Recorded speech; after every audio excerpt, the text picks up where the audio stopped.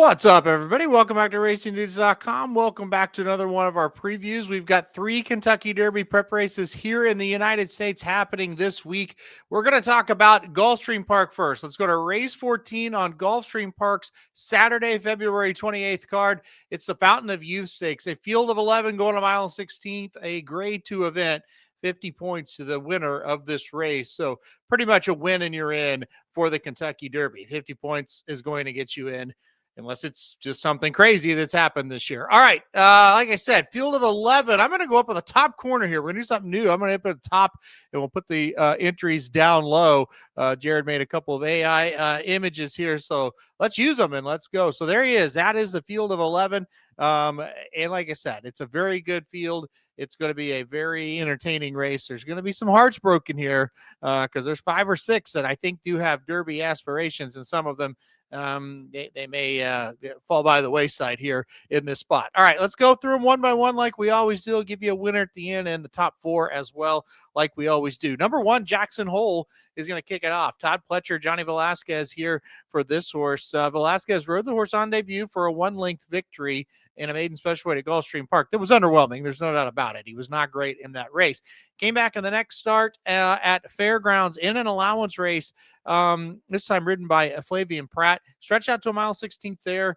Won gate to wire by 5.5. He was ultra impressive in that allowance field. Now, that was not the greatest race in the world on paper, and it really wasn't when you ran it as well. Scratched down to a very small field as well. So, positives and negatives. This is a much more difficult situation for him here. He draws the rail. He's not the fastest horse in the race, but he does have speed. I'm afraid he's going to get pressed a little bit and kind of have a tougher trip. So I'm a little bit worried about Jackson Hole from a trip perspective in here. I'm not, willing to give up on him if he doesn't run all that well here. I do think there's talent. I'm just not sure this is going to be the best setup for him. I think if he runs well here, he's a really nice horse, which he could be. All right. The number 2 is Rocky's Balboa. This is a Florida bred who 2 races back beat Open Company here at Gulfstream Park before winning an allowance race for Florida breds last time out. This horse is not raced beyond 7 furlongs, but that 7 furlong race was probably the best of his career. He is by Gervin out of a Hear No Evil mare. So, I think, a mile and 16 should be okay for this horse, but is he fast enough? And that's going to be the big question. I'm not quite sure. I think he's going to be just a step slow in this spot. He's another one that has some early speed that I'm afraid is going to get a really tough trip. Because like I said, I do think there's a lot of serious speed horses in this race. That's not to say that the fastest of the speed can't go gate to wire. Some of these other ones that aren't just overly fast may be going a little bit faster than they want to early. The number 3 is Talkin. This horse is trying to bounce back after a 9th place finish last time out in the Rims and Stakes. Not a very good race from him, although, we've seen the top 2 horses come back and win, Paladin and Renegade. This horse was 18.25 behind Paladin. So not really competitive in that race. Was also beaten 2 races back in the Champagne by Napoleon Solo, who's in this race. We'll talk about him in a second. He was beaten by 6.5 there. I think Talkin is a decent horse, but I don't like him for the spot. This is a big prove it effort from me here in this spot for him. I am not real interested in playing the number 3 Talkin in this one. The number 4 is Commandment, a horse that's won 2 races in a row, 2 races back, broke the maiden at Churchill Downs before coming and winning the Mucho Macho Man last time out, going 1 mile and doing it very impressively. I think the big issue when you talk about Commandment, he really hasn't beaten much. The Mucho Macho Man was not that good of a race. His maiden special weight win, there weren't a lot of real good horses in that either.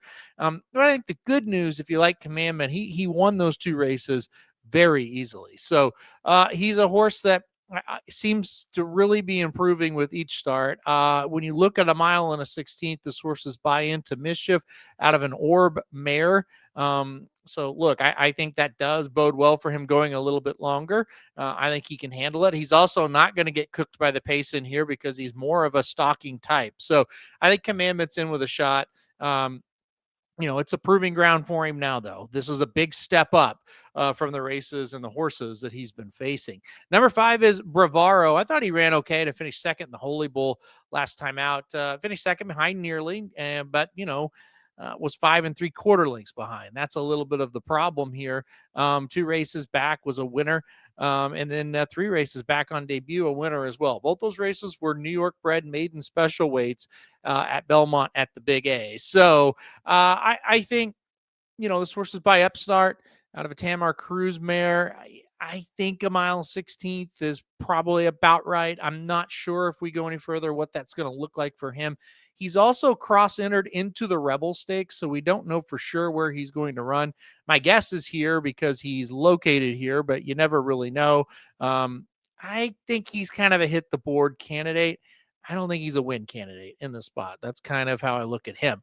The number 6 is Chief Wallaby, and I think everybody is excited, nervous, what have you, however you kind of want to frame it, right? I think everybody was super impressed with this debut race from Chief Wallaby. He just zoomed by the Puma, who was well clear of everybody else, and he passed the Puma like he was standing still. The Puma came back to run third in the Sam F. Davis. So as a maiden, tried stakes company and tried Derby company, or Derby prep company, I should say, in the Sam F. Davis, and didn't get that great of a trip, or he may have gotten second. So while usually we see if the horse you beat out of a maiden comes back and wins next out, you go, well, that flattered the race. But I would say the way the Puma ran in a Derby prep next kind of flatters what Chief Wallaby did. This horse is by Constitution out of a Medaglia d'Oro mare. So, I mean, ran 7 furlongs on debut and absolutely should stretch out and get even better, at least based on the breeding. Here's where the problems start. Obviously, one race is it's not necessarily a problem, but it presents challenges. A lot of these horses have, almost all of them, have more experience, right? So that is a problem. This is not the natural Bill Mott progression. We know that he doesn't want to throw this horse second out into a stakes, but it's kind of a situation. Where exactly can you go at this point? There was an allowance race on Friday that did not fill. I would imagine Bill Mott would have loved to see him in that race, but when that didn't fill, I think this was the only, logical option really for Chief Wallaby. You might as well give it a shot here. I certainly think he can handle it. He's going to have to get a little bit better in his second start. Kind of think he's going to. That's kind of the way Bill Mott horses do their first race. Usually from the first race to the second race, it's a real improvement. And if he does, shouldn't he win here? He's right there with a chance. He's also a horse that's not going to be involved with the pace. He'll come from a little bit out of it. I expect him to be about mid-pack with how this is setting up. So he looks the goods. Is it too much too soon? I think that's the only question mark. I think there's 2 question marks. Is it too much too soon? And look, how many times have we seen maidens run exceptionally well and they don't really live up to the hype? So can he put it together? Can he do back-to-back races like that? And ultimately, can he do 2, 3, 4, 5 races in a row that are good? Or will he kind of, regress a little bit? So interesting horse, but man, I'm excited to see what Chief Wallaby does in the spot. Speaking of excitement, they can't get more exciting than the number 7 Napoleon Solo. We've been waiting for this horse to come back. On debut, a 5 1/4 length victory at Saratoga and just dominated a field. Dominated them. Went to the grade 1 Champagne next and just dominated him again by 6 1/4. From a speed figure standpoint, he's going to lead the way. He's got the best speed figure of the bunch here. He's got plenty of early speed. He went really fast in the Champagne and just ran them off their feet. I think he's a horse to really keep an eye on, not only for this race, but in the future. Now, he's only went a mile. That's the longest, I should say, he's went.